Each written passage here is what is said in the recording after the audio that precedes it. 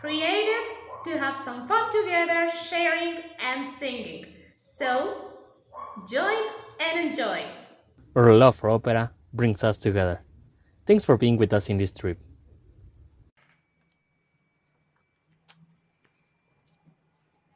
Hi everyone, thanks for being with us in this program, and this is our very last program from this season, and we want to thank you all for being joining us program by program. Today is a very special one because we are saying hello.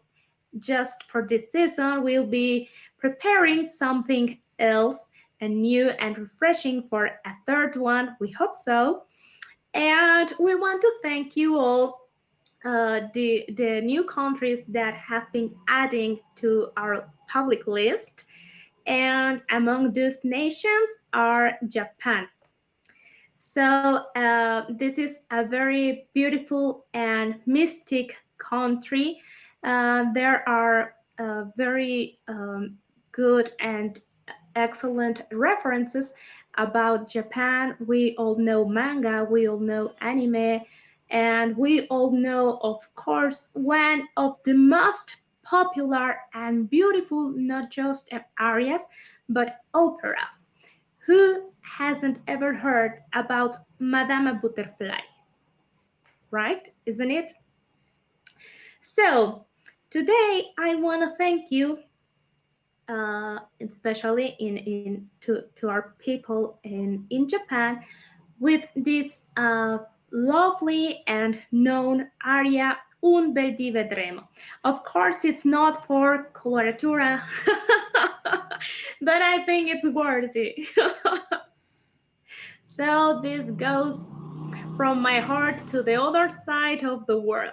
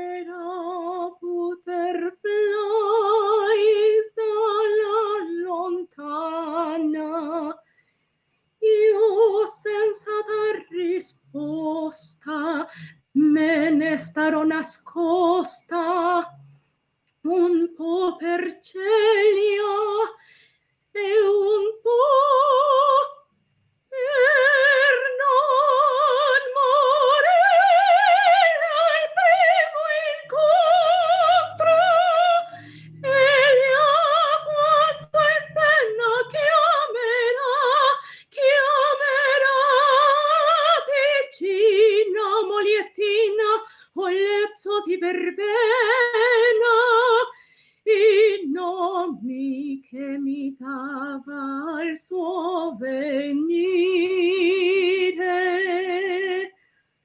Tutto questo verrà, te lo prometto. Senti la tua paura, io sicuro io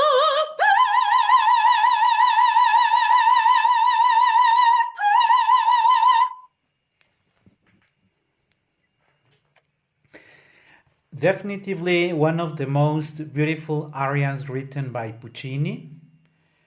Uh, as you just mentioned, it is not for a coloratura soprano.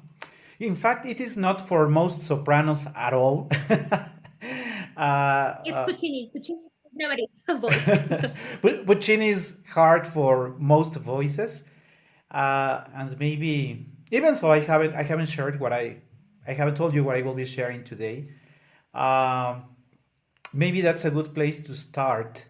Madama Butterfly has ended with the career of many sopranos, given the extreme difficulties it has.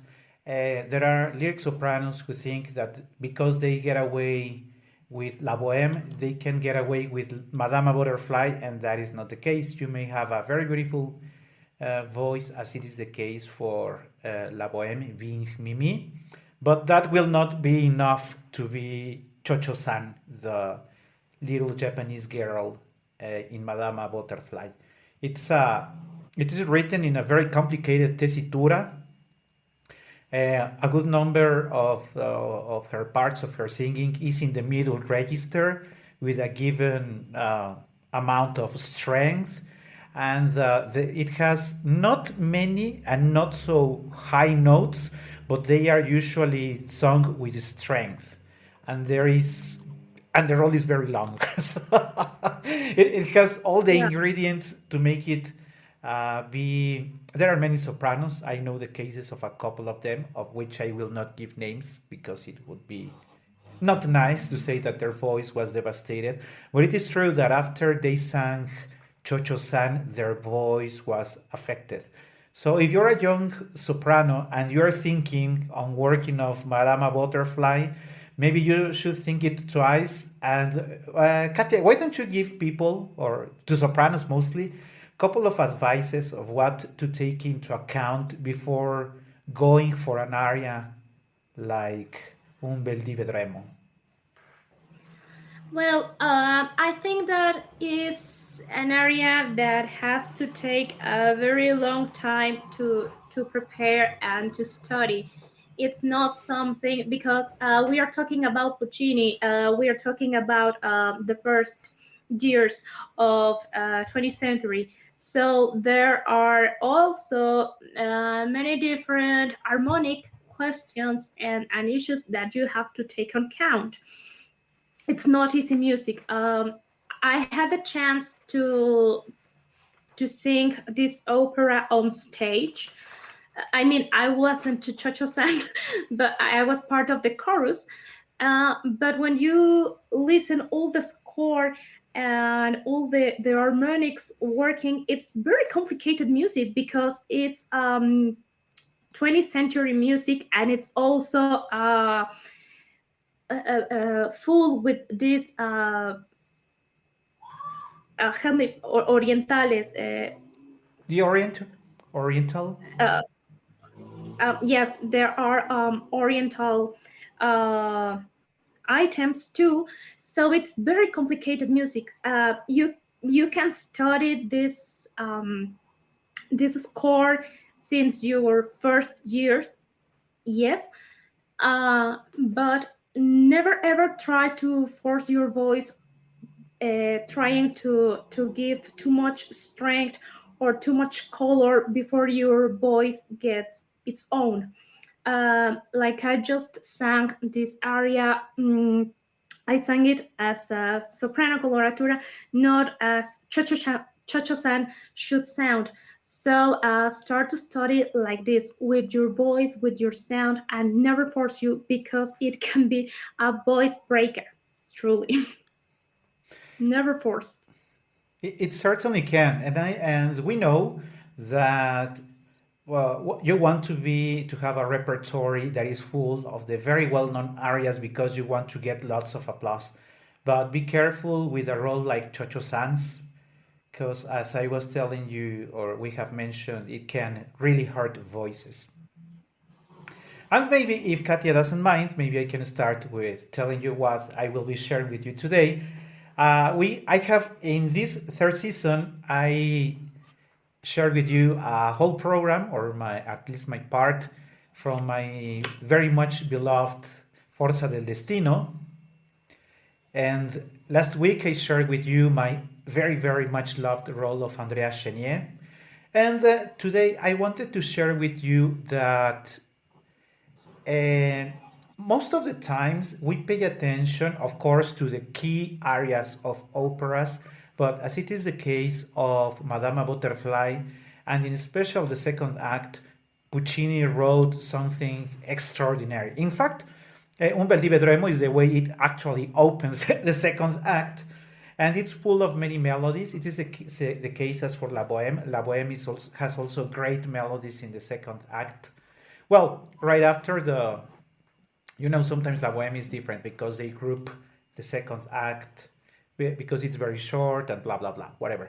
So, the thing is that I wanted to share with you and a couple of thoughts before we go into detail.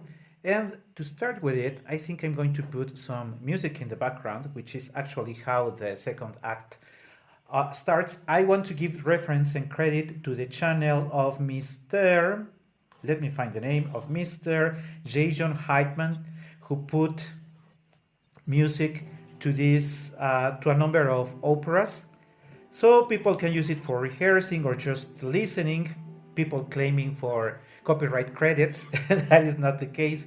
But thank you very much, Mr. J. John Heitman, and his channel in YouTube, where you can find lots of music, and that will give me somehow the background to share with you part of the story of the second act.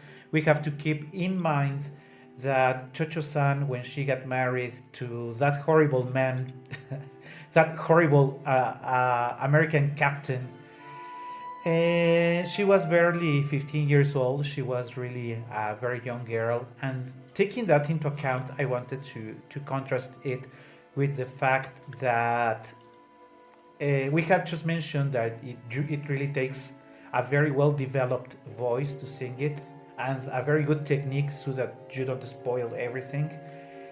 And it is contradictory, but we are talking about a very young girl. So you may say if it is a young girl, it should be a white, light voice, but that is really not the case. It has also been said that Puccini wrote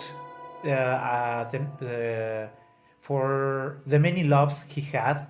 Puccini was very well known for falling in love with almost every woman he he would meet.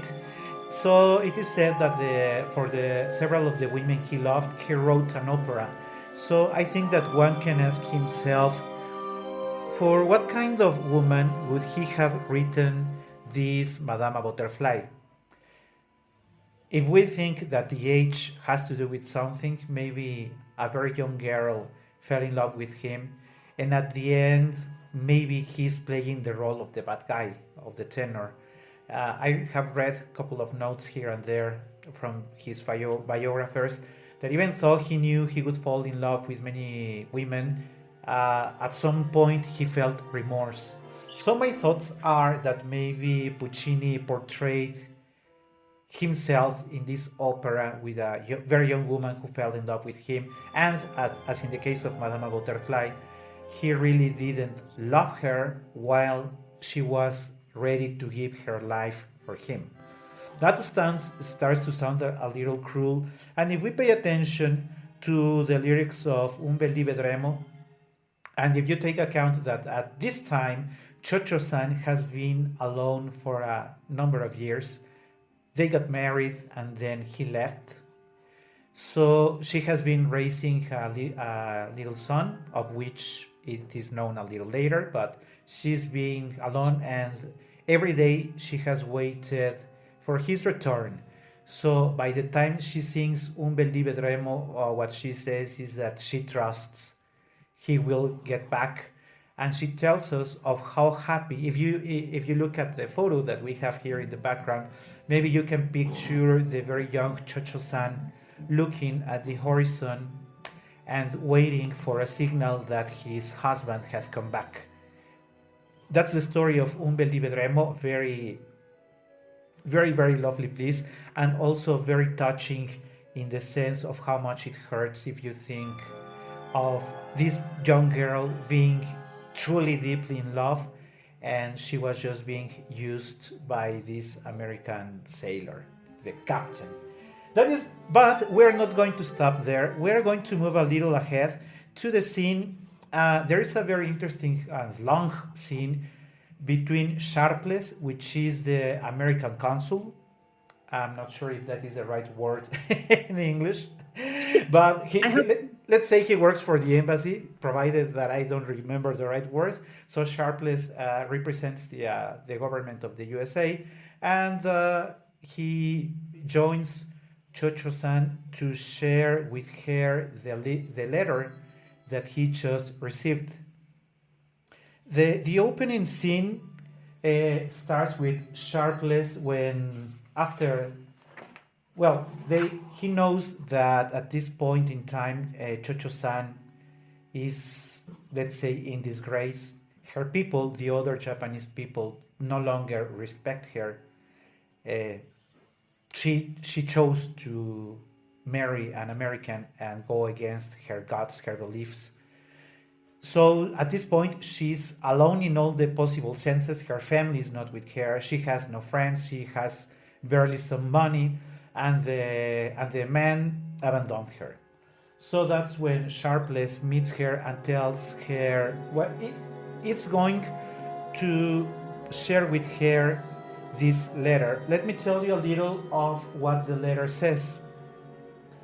He invites her to sit by his side, and with a very gentle voice, because he likes Chocho-san a lot. He says something like "Edora noi sedete qui," which is something like, "And now for us, please sit by me as I'm going to start reading you the letter." She, just picture in your mind, with that very deep love of hers, she says, "Date sulla bocca sul cuore, siete l'uomo migliore del mondo." Please give it to me, the letter. So picture it if you haven't seen it on stage, picture this young girl taking the letter, taking it to her lips and kissing it, and saying that, "Date sulla bocca sul cuore," then on her heart, "Siete l'uomo migliore del mondo." So please give me that letter on my mouth for a kiss, in my heart. You are the best man in the world, because he's bringing good news about this man that she loves. He starts reading the letter, and there is a part where Sharpless says, "Da quel tempo felice 3 anni son passati e forse Butterfly non mi rammenta più." So of those very happy years, it's been 3 years that they passed, and maybe Butterfly does not remember me anymore. But remember that she has been living for the past years just waiting for his return. So in the first part, he says, "Anche lui l'ha contati," means, oh my God, he has also counted the number of years that we have been separated. But when she hears, "E forse Butterfly non mi rammenta più," and maybe Butterfly forgot me, she says, and the score says, "Sorpresa molto volgendosi a Suzuki, non lo rammento, Suzuki dillo tu, non mi rammenta più." So imagine a very young girl waiting for 3 years for the return of the beloved one, and listening that he thinks that she forgot him. That really breaks her heart. So what we expect from Chocho-san is that when she sings this part, she sings it with a broken voice. She can't believe that He may even consider that he forgot her. Let me tell you a little how the melody goes, because I think it's a very lovely part. And as I was telling you, it is called Edora Noi, or at least that's how the scene opens. And that's when Sharpless says, Edora Noi, sedete qui. And she answers, Date sol la bocca, sol cuore. Siete l'uomo migliore del mondo, incominciate.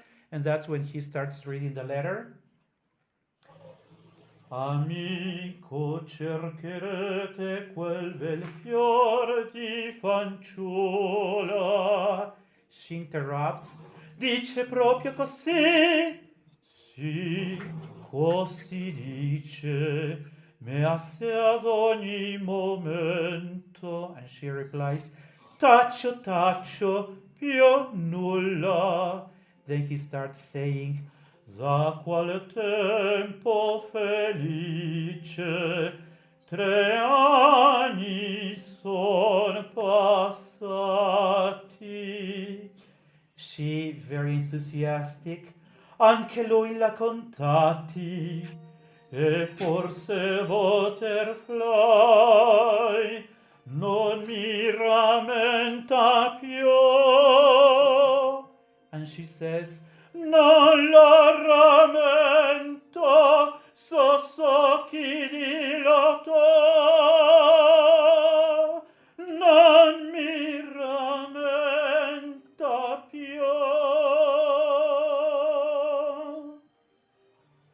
Se mi volvene ancor, se m'aspetta, ole dolci parole, tu Benedetta. At this time, when she says tu Benedetta, she takes the letter again and kisses and embraces it because it takes great news. But at this point, Sharpless decides to stop the letter because he's about to tell something very bad for Butterfly. And that's when he says, Qui troncarla conviene, quel diavolo d'un Pinkerton. And then she tells Butterfly something that is going to break her heart. Ebbene, che fareste, Madama Butterfly, se non dovesse ritornar più mai? It is at this point that it breaks her heart because she says, Due cose potrei far, tornar a divertire la gente col cantar, oppur meglio morire.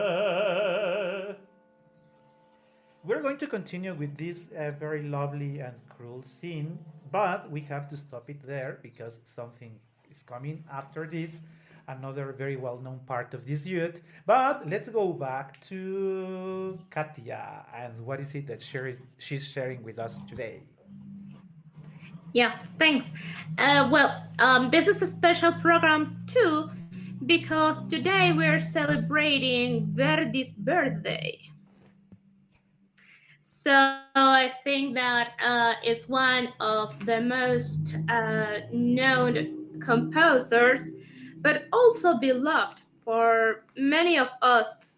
I have to say that it's probably not my favorite one, but it's a very special one because, like I've shared with all of you once, my first approach to opera, the most important approach to opera was thanks to La Traviata.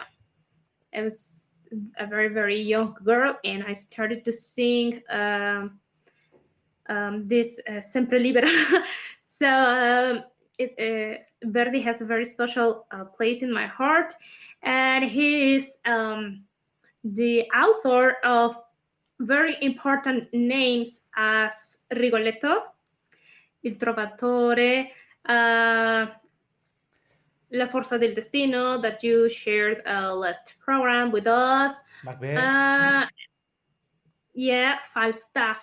Falstaff, Uh, Otello, yeah, Otello, of course, Un ballo in maschera. Un ballo in maschera. And it's from this opera that I'm about to sing something. I will share Volta la Terra.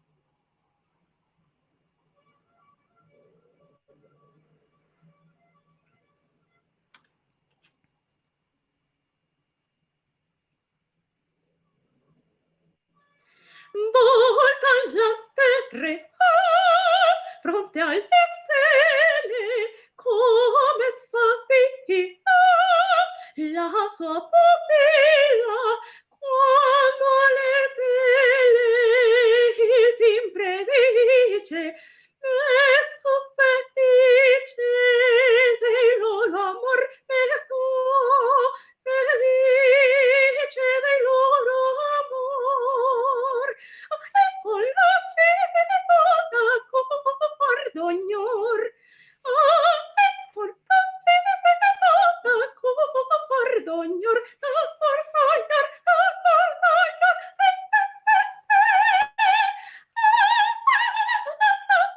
e con Lucifero da cordognor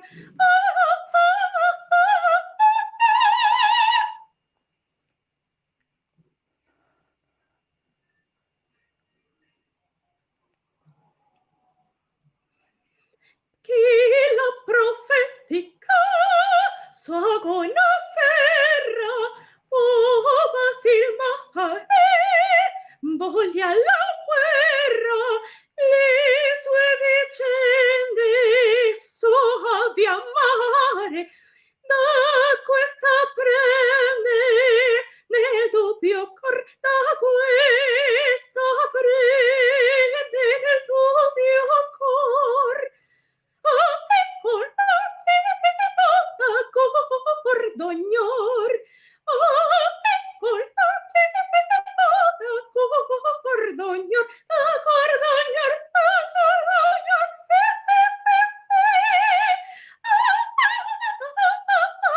con Lucifero da cordognor